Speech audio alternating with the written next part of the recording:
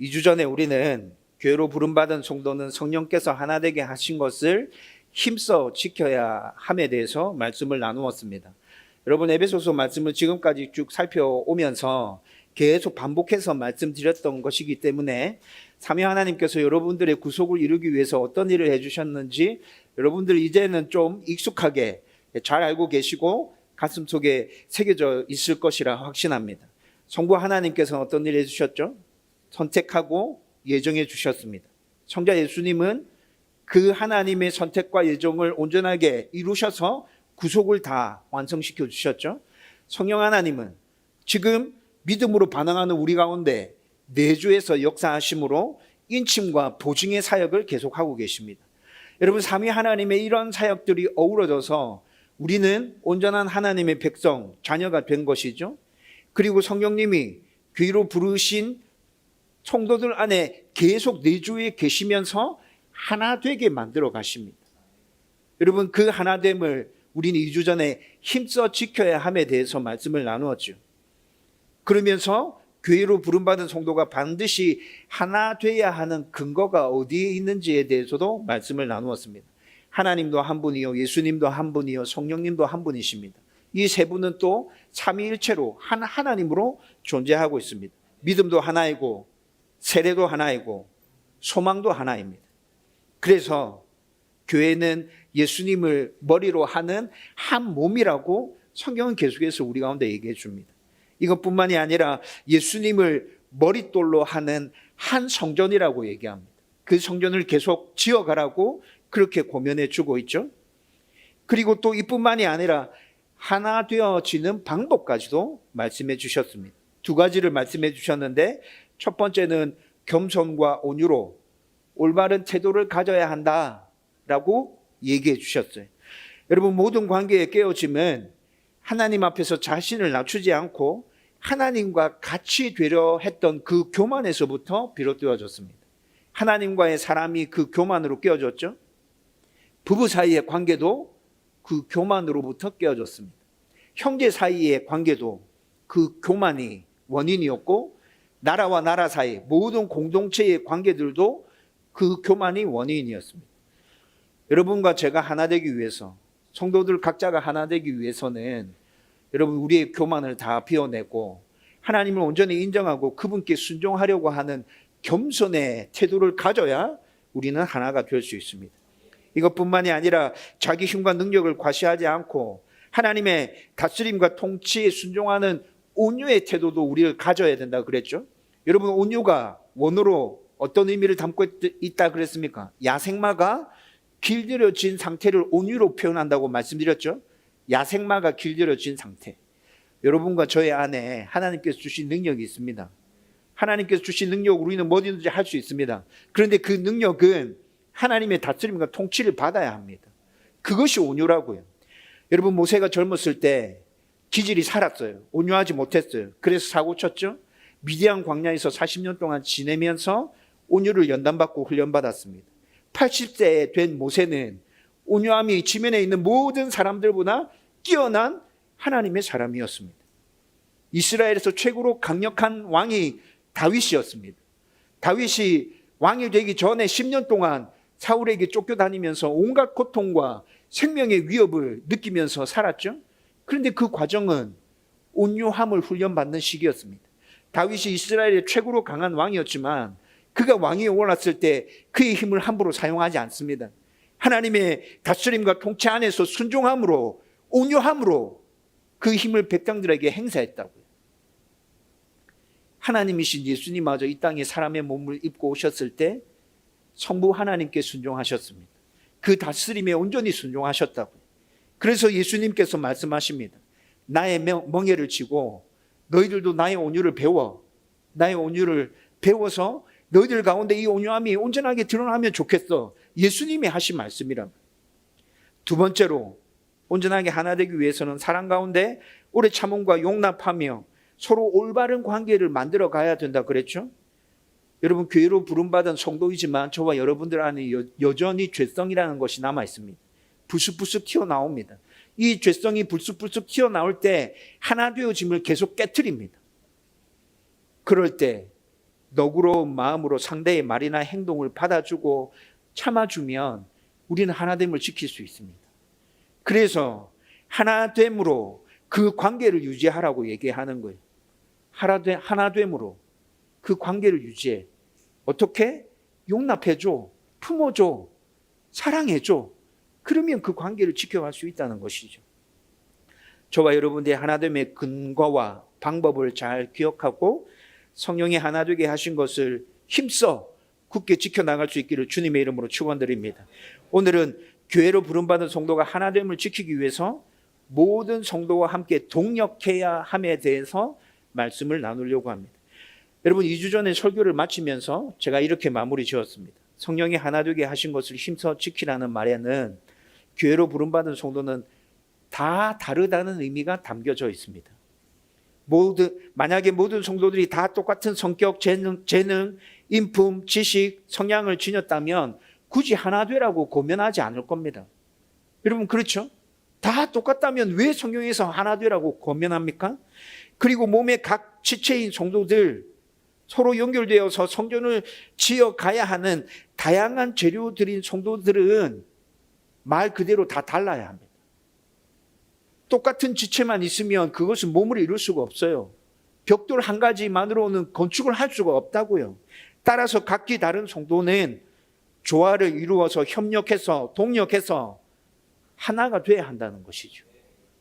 여러분, 그런데 2주 전에 나눴던 말씀은 이미 성령께서 그렇게 하나 될 수 있도록 만들어 놓으셨다 말씀하셨습니다.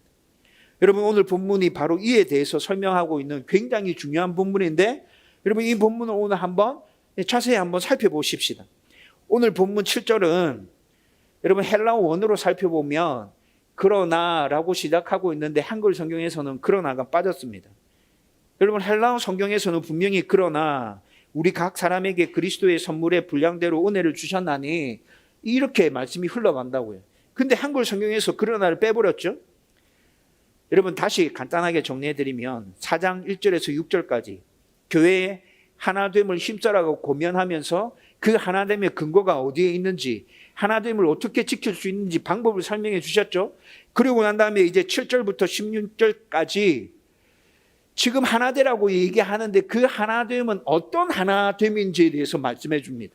그리고 그 하나됨으로 우리가 이루어야 될 목표가 무엇인지에 대해서 말씀해 주고 있다고요. 여러분, 분명히 4장 1절에서 6절까지의 말씀과 7절에서 16절까지의 말씀은 끊어지는 말씀이 아니라 자연스럽게 이어져 가고 있는 말씀이에요. 그런데 중간에 들어있는 접속사가 뭐라고요? 그러나이라고요. 그러나. 뭐지? 내용이 완전 달라지는 건가? 앞에 했던 내용이랑 뒤에 했던 내용이 지금 달라지는, 아니, 목사님 금방 똑같은 내용이라 얘기했는데 왜 그러나지? 여러분, 이 부분을 한번 파헤쳐 보십시다. 여러분, 그러면 제가 방금 말씀드렸듯이 7절부터 16절까지는 어떤 하나됨인지에 대해서 말씀해 주고 있고 그 하나됨으로 이루어야 될 목표가 무엇인지에 대해서 얘기해 주고 있다 그랬죠? 그러면 우선 어떤 하나됨인지에 대해서부터 한번 살펴보십시다. 여러분, 우리는 보통 하나 되라 하면 획일적인 하나됨에 대해서 생각합니다. 그러나 하나님께서 말씀하시는, 성경에서 말씀하시는 하나됨은 다양성 속의 하나됨을 얘기하고 있습니다. 저와 여러분들은 자꾸 획일적인 하나됨, 다 똑같은 하나됨을 자꾸 생각한다고요. 근데 성경은 그 하나됨이 아니에요. 다양성 속에 연합함으로 하나됨을 이루라고 성경이 얘기해 주고 있다고요. 여러분, 획일적인 하나됨은 유교 문화에 젖어 있는 동양권 사람들에게서 굉장히 강하게 나타납니다. 여러분, 오래전에 공자가 죽어야 나라가 산다라는 책이 있었습니다. 제목 들어보셨습니까? 공자가 죽어야 나라가 산다. 여러분, 이 책의 저자가 무엇을 강조하고 싶었냐면 유교 문화의 부정적인 부분을 강조하면서 그 문화 때문에 나라가 지금 다 죽어가고 있어. 생각이 다 죽어가고 있어. 라는 것을 이 저자가 강조하고 싶어서 이 책을 썼어요. 여러분, 책의 내용을 간단하게 설명해 드리면 유교 문화에 조직적인 문화가 있습니다. 체계와 관련된 문화가 있고 질서와 관련된 문화가 있다고요. 그래서 군신의 뭐 이런 거 중요하죠. 네. 그런 게 유교 문화 안에 다 들어있어서 획일성을 굉장히 강조해요. 그러다 보니 창의력이나 다양성들이 다 죽어버렸어요. 여러분, 우리 사회가 그렇지 않습니까? 조직 체계 안에서 약간 이상한 튀는 생각하면 지금도 여전히 그것이 사회생활을 하는데 걸림돌이 되고 문제가 되잖아요. 나와 다르거나 가풍이나 사회 전체의 흐름과 다르면 다 틀렸다고 치부해버립니다. 너 틀렸어. 너 잘못됐어. 너 나빠. 너 고쳐야 돼. 그렇게 하면 사회생활을 할 수 없어. 그렇게 하면 사람들과의 관계에서 문제가 생겨. 계속 이렇게 얘기하거든요. 여러분, 정말 그렇습니까? 우리는 모두 다 획일적으로 같아야 합니까? 다르면 안 됩니까? 그 다름으로 하나를 만들어 갈 수 없습니까? 여러분, 유교 문화가 우리에게 강조하는 것이 이런 것들이에요. 그래서 지금의 교회에서 여러분, 만약에 획일적인 하나됨을 여러분들이 계속 주장하고 있다면 젊은이들이 더 이상 교회에 오지 않을 겁니다. 여러분, 지금 한국 교회 안에서 젊은이들이 교회를 떠납니다. 학생들이 교회에서 점점 사라지고 있습니다. 그 이유가 뭡니까? 여러 가지가 있겠지만 가장 중요한 이유가 바로 획일적인 하나됨을 계속 강조하고 있기 때문이죠. 그러나 성경에서 말하는 하나됨은 다양성 속에서의 하나됨입니다. 여러분, 그래서 7절 말씀이 그러나로 시작하는 거예요. 니네들은 지금 획일적인 하나님에 대해서 생각하지? 성령이 하나 되게 하신 것 힘써 지키라. 내가 지금 이렇게 얘기했는데 이 얘기를 들으면서 너희들은 모두 다 똑같아야 된다고 생각하고 있지? 그런데 그 똑같은 거 아니야. 그 똑같은 거 아니야. 다양성 속에서 서로 협력하고 서로 도와가면서 그렇게 하나를 이루어 가야 된다고 지금 내가 너희들한테 이 하나됨을 얘기하는 거야. 여러분, 오늘 우리가 보고 있는 말씀이 이에 대해서 얘기해 주고 있는 것이라는 거죠. 여러분, 그 다양성 속에서 하나됨을 이루기 위해서 7절 말씀 뒷부분에 보면 예수님께서 우리에게 선물을 주셨다 얘기합니다. 그 다양성 속에서 하나됨을 이루기 위해서 내가 너희들에게 선물을 줬어. 여러분, 그 선물이 뭐죠? 은사입니다. 저와 여러분들이 알고 있는 은사. 예수님께서 우리에게 다양성 속에서 하나됨을 이루라고 주신 선물이라고요. 그리고 오늘 우리가 읽었던 8절에서 10절 말씀은 굉장히 어려워요. 여러분, 저도 이 말씀을 이해하기 위해서 계속 읽었는데 여러분, 이해하는데 꽤 시간이 오래 걸렸어요. 제일 쉽게 설명해 드리면 예수님께서 다양성 속에서 하나됨을 이루기 위해서 선물을 주셨는데 그 선물을 주실 수 있는 조건과 모든 상황들을 다 만들어 놓고 그 선물을 우리에게 주셨다는 거예요. 그것이 8절에서부터 10절까지 내용이에요. 여러분, 우리가 구속받기 전에는, 하나님의 자녀로 거듭나기 전에는 만약에 예수님께서 은사를 우리 가운데 선물로 주셨다 하더라도 그 은사를 제대로 활용할 수 있는 능력이 우리 가운데 없었어요. 그것이 선물이라는 것조차 우리는 깨닫지 못했을 거예요. 그런데 예수님께서 이 땅에 오셔서 하나님의 자녀로 죄와 관련된 모든 문제를 다 해결하시고 우리를 구속시켜 주셨어요. 구속된 하나님의 자녀들은 하나님께서 은사를 주실 때, 예수님께서 선물로 은사를 주실 때 그것이 선물이라는 것을 깨달아요. 아, 이것이 선물이구나. 좋은 것이구나. 우리는 이 선물을 가지고 다양성 속에서 하나됨을 만들어 갈 수 있구나. 이것을 분명히 깨달을 수 있게 된다는 것이죠. 그래서 예수님께서 이 땅에 오셔서 그 모든 상황들을 다 해결하시고 조건들을 다 갖추어 놓으시고 난 다음에 하늘에 올라가신 후에 우리 가운데 다양성 속에서 하나됨을 이룰 수 있도록 선물을 주셨다는 내용이 바로 8절에서 10절이에요. 여러분, 그리고 10절 후반부에는 이렇게 다양한 은사를 주신 이유는 만물을 예수로 충만하게 하기 위함이라 얘기합니다. 만물을 예수로 충만하게 하기 위해서, 다양성 속에서 하나됨을 이루어서 만물들 안에 예수로 충만하게 하기 위해서 내가 이 선물을 너희들에게 주는 것이야. 여러분, 10절에 지금 그렇게 얘기하고 있다. 여러분, 예수로 충만한 만물, 이것은 바울이 생각하고 있는 교회의 모습입니다. 여러분, 1장 23절에서 우리는 이에 대해서 말씀을 나누었습니다. 1장 23절에 보면 바울이 정의하는 교회가 나옵니다. 바울은 교회를 어떻게 정의합니까? 교회는 예수님의 몸이다. 예수님이 교회의 머리시다. 교회는 예수님의 몸이야. 그리고 그 교회는 예수님으로 충만해져야 건강하게 설 수 있고 온전해져. 여러분, 이것이 에베소서 1장 23절에서 바울이 교회에 대해서 정의 내린 바입니다. 여러분, 바울은 지금 교회를 이렇게 생각하고 있고, 그래서 에베소서에서 지금 하나 되라는 얘기도 사장을 통해서 계속 해나가고 있는 것이죠. 여러분, 이렇게 다양성 속에서 하나됨을 이루기 위해서 예수님은 은사라는 선물을 우리에게 주셨습니다. 그리고 그 은사를 활용해서 교회를 계속해서 건강하게 세워나가다 보면 저와 여러분들 안에, 우리가 모인 다음 공동체 안에 예수로 충만해지는 역사가 일어나게 될 것입니다. 저와 여러분들은 교회를 생각하면서 이 모습을 계속 상상해야 합니다. 이 그림을 계속 그려가야 된다고요.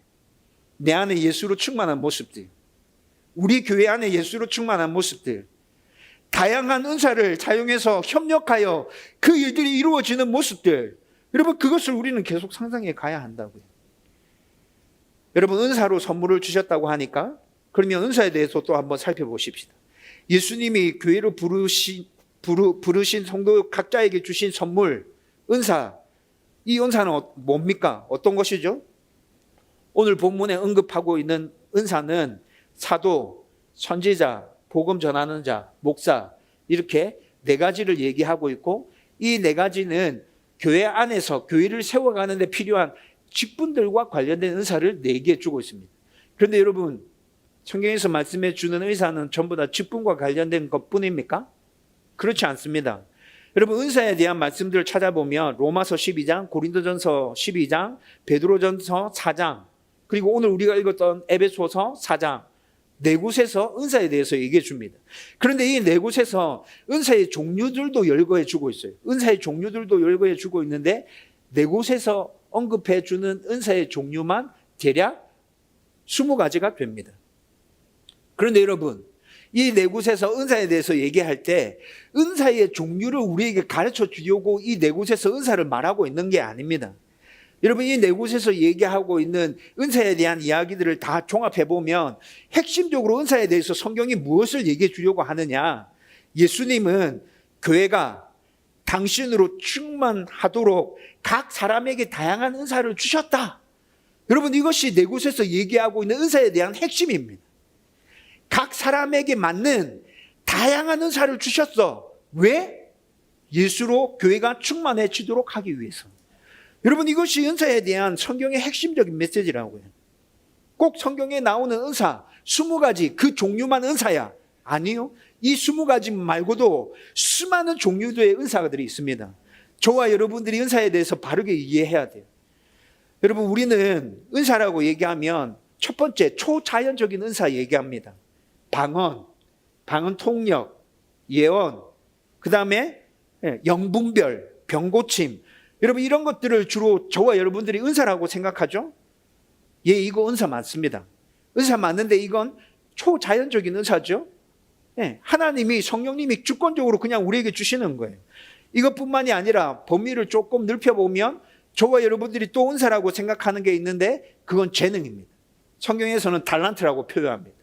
그런데 그 재능, 달란트를 우리는 은사라 생각합니다. 음악을 잘합니다. 체육을 잘합니다. 손기술이 좋습니다. 눈썰미가 있어서 딱 보면 뭔가를 만들어내고 구현할 수 있는 능력이 있습니다. 우리는 이런 것들을 재능이라 하죠. 청소년들한테 달란트 뭐야? 꿈이 뭐야? 비전이 뭐야? 물어보면 재능과 관련해서만 생각하고 그것과 관련해서만 이야기합니다. 그게 은사 맞습니다. 그런데 은사가 거기까지입니까? 아니요. 초자연적인 것과 하나님께서 우리에게 주신 재능과 달란트, 그것뿐만이 아니라 여러분, 은사 안에는 여러분들의 성품과 기질까지 포함됩니다. 여러분, 이걸 아셔야 됩니다. 여러분들의 성품과 기질까지 은사에 포함된다고요. 여러분, 로마서 12장에 은사에 대해서 얘기한다 말씀드렸죠? 그 로마서 12장의 은사에 대해서 쭉 얘기하면서 은사의 종류들도 얘기하는데 이런 은사가 등장합니다. 섬김의 은사. 여러분, 섬김의 은사 어느 부류에다가 넣을 거예요? 초자연적인 은사에다가 넣을 거예요? 재능에다가 넣을 겁니까?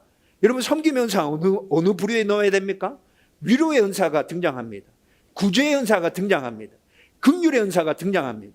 여러분, 로마서 12장에서 얘기하는 은사의 종류들입니다. 여러분, 그런 은사들은 도대체 부류를 어떻게 정해야 합니까? 초자연적인 은사 아닌 것 같아요. 달란트, 재능? 제가 생각할 때 그거 아닌 것 같아요. 여러분, 제가 생각할 때 섬김, 위로, 구제, 다스림, 통치, 긍휼 이런 은사들은 성품과 기질에 더 가까운 은사예요. 고린도전서 12장도 읽어보면 고린도전서 12장에서는 초자연적인 은사에 대해서 열거해 갑니다.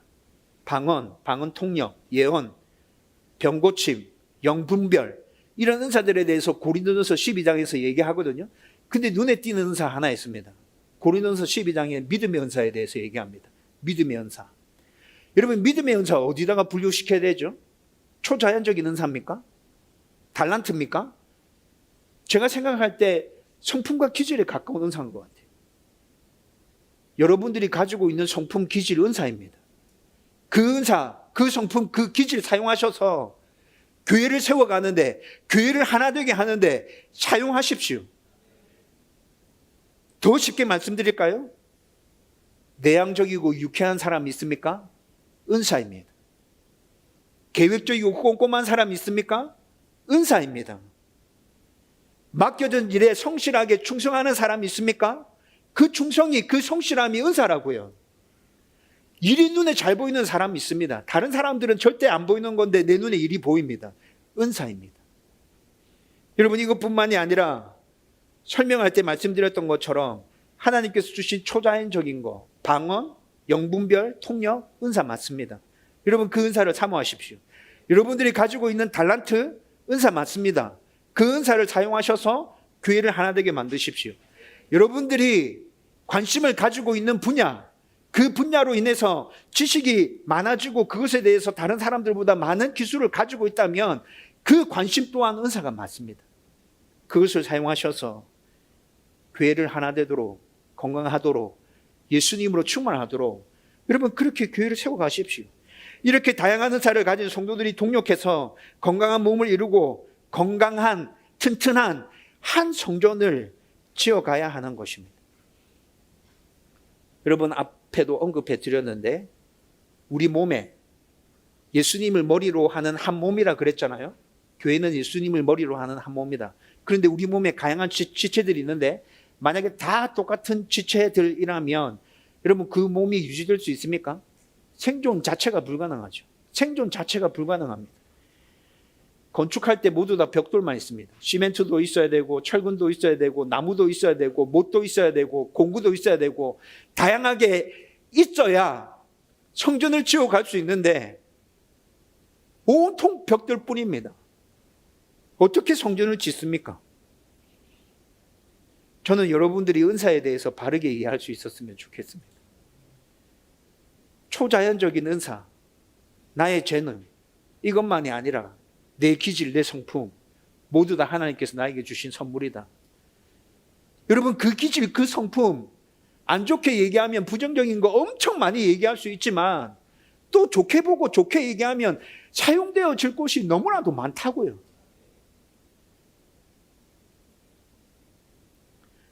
여러분들 스스로를 잘 성찰해 보십시오. 나의 은사는 무엇인가? 은사에 대한 바른 이해를 가지고 나의 은사는 무엇인가? 나는 무엇으로 이 교회를 하나 되도록 만들어 가야 될까? 여러분 그것이 잘 보이지 않습니까? 기도하십시오. 하나님 제 은사 뭡니까? 저는 무엇으로 이 교회를 하나 되게 만들어 가야 합니까? 여러분 그렇게 기도하세요. 기도했는데 잘 모르겠어요? 여러분과 함께 신앙생활했던 주위에 있는 성도들에게 물어보세요. 저의 장점이 뭐죠? 제가 잘하는 게 뭔 것 같아요? 여러분 금방 은사 찾을 수 있습니다. 그래서 모든 성도가 자기 은사를 찾고 함께 동력해서 개인 교회와 개개인 교회와 공동체 교회가 건강하게 세워져 갈 수 있기를 주님의 이름으로 축원드립니다. 여러분 그러면 이제 두 번째로 넘어가서 교회로 부름받은 모든 성도가 은사에 따라 동력해서 하나가 되어서 이루어야 될 목표가 무엇인지에 대해서 또 한번 살펴보십시다. 여러분 오늘 우리가 읽었던 본문에서 12절 모든 성도가 은사에 따라 동력해서 하나됨으로 이루어야 될 목표가 12절에 분명히 나타납니다. 여러분 한글 성경은 12절 말씀을 쭉 읽어보면 세 가지 목표를 얘기해 주고 있는 것 같아요. 첫 번째 성도가 온전해지는 것, 두 번째 봉사의 일을 하게 하는 것, 세 번째 그리스도의 몸을 세우는 것. 여러분 한글 성경 12절을 읽어보면 이렇게 세 가지 목표가 나오는 것 같거든요. 그런데 원문으로 읽어보면 은사에 따라 동력해서 하나를 이루어야 될 목표는 하나입니다. 하나. 뭡니까? 교회를 건강하고 튼튼하게 세우는 거. 여러분, 은사를 우리에게 주신 이유는 목표는 딱 하나예요. 교회를 건강하고 튼튼하게 세우는 거. 이거 하나입니다. 교회를 건강하고 튼튼하게 세우기 위해서, 이를 위해서 성도가 먼저 온전해져야 돼. 그리고 온전해진 성도가 서로 봉사하면서 섬겨야 돼. 그러면 교회는 온전하게 설 거야. 튼튼하게 설 거야. 여러분, 이게 지금 12절에서 얘기하는 원어의 핵심이라는 것이죠. 교회를 건강하고 튼튼하게 세우기 위해서 성도는 먼저 온전하게 서야 합니다. 그리고 서로 섬기면서 봉사해야 합니다. 여러분, 11절에 나오는 직분들, 은사들, 좀 전에 설명해 드렸죠? 여러분, 이것은 성도들을 온전하게 만들기 위한 직분들이었습니다. 봉사의 일을 하게 하고, 그래서 결국 교회를 건강하게 세우도록 하기 위해서 교회 안에 하나님께서 이런 직분을 주셨어 라고 얘기하는 게 4가지 직분이었어요. 그런데 그 4가지 중에 사도와 선지자는 이미 사라진 직분입니다. 세월이 흐르면서 그 직분은 지금 사라지고 없어요. 교회 안에 남아있는 직분은 복음 전하는 자와 목사입니다. 여러분, 지금 이 직분을 가지고 하나님은 이 교회를 세워가고 계신다고요. 본문에 나오는 직분만이 교회를 세워갈 수 있는 은사들입니까? 앞에서 설명해 드렸잖아. 그거 아니라고. 이 은사만이 아니라 로마서에 나오는, 고린도전서에 나오는, 베드로전서에 나오는 그 은사들도 교회를 건강하고 튼튼하게 세워가기 위해서 여러분들 각자에게 하나님께서 선물로 주신 은사들이라는 것이죠. 그리고 13절에서는 그러면 교회를 건강하고 튼튼하게 세우기 위해서 먼저 성도들이 온전해져야 된다고 했는데, 온전해지기 위해서 어떻게 해야 하는지 또 13절에서 얘기해 주고 있어요. 성도가 온전해지려면 예수님을 아는 것과 믿는 것에 하나가 돼야 한다. 예수님을 아는 것과 믿는 것에 하나가 돼야 된다. 얘기하고 있죠. 여러분, 먼저 여러분들 각자 개인 안에서 예수님을 아는 것과 믿는 것이 하나 돼야 됩니다. 여러분들 안에 예수님을 아는 것과 예수님을 믿는 것이 괴리되어져 있는 성도들 정말 많습니다. 교회가 욕을 듣고 있는 이유가 바로 이것입니다. 알고 있는 대로 믿지 않습니다. 알고 있는 대로 살아내지 않습니다. 알고 있는 대로 삶 속에서 영향력을 행사하지 않는다고요. 그래서 사람들이 예수쟁이라고 욕하는 거예요. 교회를 비판하는 거예요. 여러분, 성경에서 얘기하고 있는 그 하나님에 대한 지식과 예수님께서 우리에게 말씀해 주신 삶과 관련된 모든 말씀들에 대해서 100% 제대로 살아내지 못해도, 여러분들이 이렇게 살기 위해서 애쓰고 몸부림치는 모습만 보여줘도 세상은 우리 보고 다르다고 얘기할 겁니다. 예수 믿는 사람들 다르네. 교회 진짜 가봐야겠네. 갈만하네. 그런데 그 모습이 나타나지 않기 때문에. 여러분들이 알고 있는 하나님, 믿는 하나님 일치되기를 주님의 이름으로 축원드립니다. 개개인 안에서만 이 일이 일어날 뿐 아니라 공동체 안에서도 일이 일어나야 됩니다. 하나님에 대해서 각자가 알고 있는 것과 믿는 것이 하나 돼야 됩니다. 여러분들 성도 한 사람 한 사람이 하나님에 대해서 알고 있는 거, 하나님에 대해서 믿고 있는 거 다 다르면 안 됩니다. 그러면 교회가 온전하게 하나 될 수 없다고요. 물론 신앙의 연수와 믿음의 분량에 따라서 하나님을 알고 믿는 것에는 차이가 날 수 있습니다. 어떤 사람은 하나님을 많이 알고 있고 어떤 사람은 하나님에 대해서 조금 알고 있는 성도 있겠죠. 그런데 많이 알든 작게 알든 하나님에 대한 지식은 성경을 근거로 해서 바른 지식이어야 한다고요. 이렇게 하나 돼야 된다고요. 믿음의 분량이 큰 성도 있을 거예요. 믿음의 분량이 작은 성도 있을 거예요. 그런데 그 믿음조차도 성경을 근거로 해서 큰 믿음이든 작은 믿음이든 하나님에 대한 올바른 신앙 고백이 표현되어져야 하는 믿음이라야 한다는 거죠. 이렇게 하나님에 대한 지식과 믿음이 하나 되면 자연스럽게 여러분들은 순종하게 될 겁니다. 여러분들 개인 안에 하나님에 대한 지식과 알미, 믿음이 하나 되면 자연스럽게 순종하게 될 거예요. 우리 교회 안에 있는 온 성도가 아는 것과 믿는 것이 하나 되어지면 다음 교회는 순종하는 교회가 될 겁니다. 그리고 그 순종이 봉사와 섬김으로 나타나게 될 거예요. 봉사와 섬김으로. 그리고 지식과 믿음과 섬김의 순종이 넘쳐나는 교회는 여러분들 각자 개개인 교회와 공동체, 다음 교회가 함께 건강하게 서고 튼튼하게 지어져 가게 되는 것이죠. 결국 이런 교회가 예수님으로 충만해서 건강한 교회입니다. 하나님의 영광을 온전히 선포하는 교회입니다. 우리가 뭔가를 하려고 딱히 노력하지 않아도 우리 안에 그런 하나됨이 유지되고 있고 그런 모습이 계속 나타나고 있다면 하나님이 살아계신 것과 하나님이 이 세상 만물을 지금도 여전히 다스리고 통치하고 있다는 것이 사람들 눈에 계속 보여지게 될 거라고요. 저와 여러분들의 삶을 통하여, 우리 교회를 통하여. 저는 이런 역사가 제 개인의 삶 가운데서, 우리 다음 교회의 삶 가운데서 풍성하게 일어나기를 간절히 바라고 소망하고 있습니다. 여러분, 이런 교회는, 이렇게 하나 된 교회는 이단들이 들어와서 잘못된 교리를 전파한다 할지라도 절대 흔들리지 않을 것입니다. 그들이 무엇을 얘기하든 간에 어디가 어떻게 잘못됐는지 우리는 금방 분별해낼 수 있을 거예요. 아니, 그거 아니고 우리가 믿는 건 이거야. 내가 믿는 하나님이 이 하나님이야. 우리가 지켜야 될 하나됨은 이것이야. 담대하게 선포하고 얘기해 줄 수 있을 것이라고.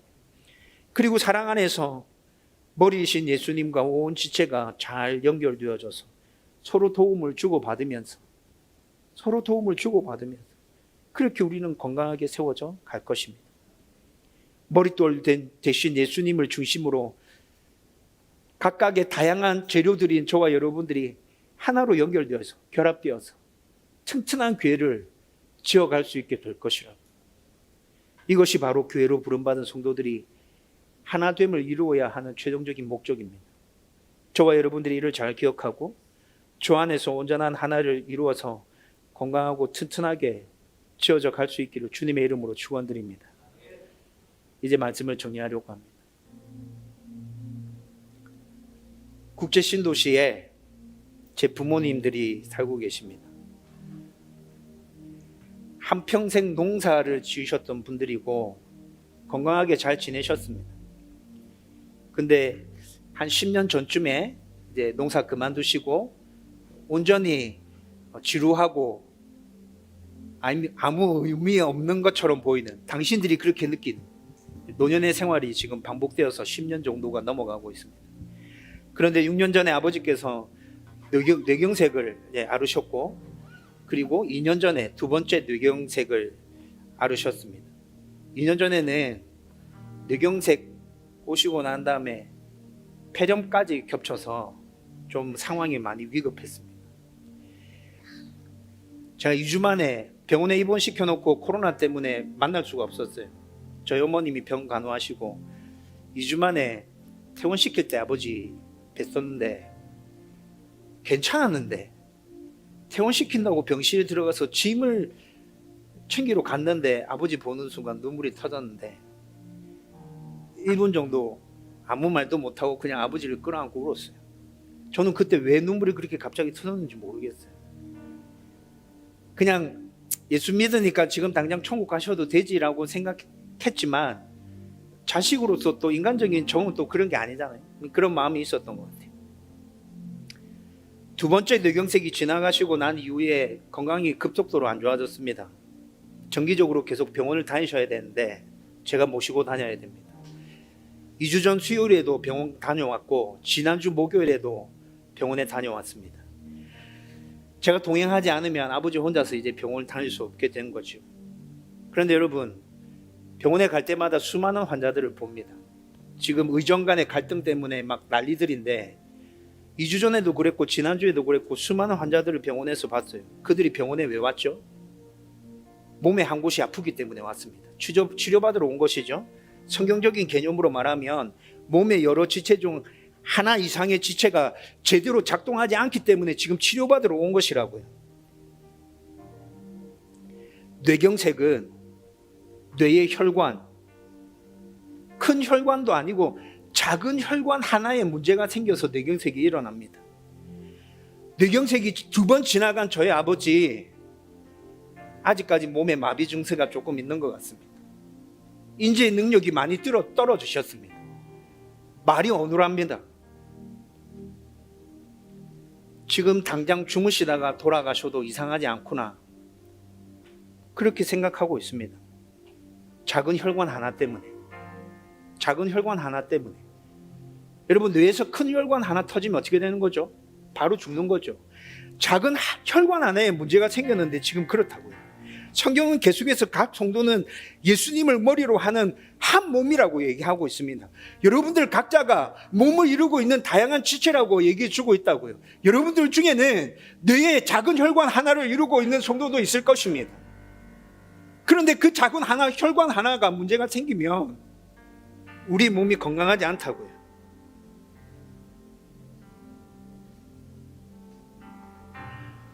저와 여러분이 그 몸을 이루고 있는 각 지체입니다. 우리 모두는 다 건강해야 합니다. 그렇지 않으면 다음 교회는 절대 건강하지 않습니다. 나는 교회에 온 지 얼마 안 된 새가족이기 때문에 나는 이 교회에서 아무 영향력이 없어. 나는 어린아이니까, 나는 노인이니까. 여러분 이렇게 생각하십니까? 여러분들 중에 이렇게 생각하는 성도가 있으면 다음 교회는 건강한 교회가 아닙니다. 치료받아야 되는 아픈 교회입니다.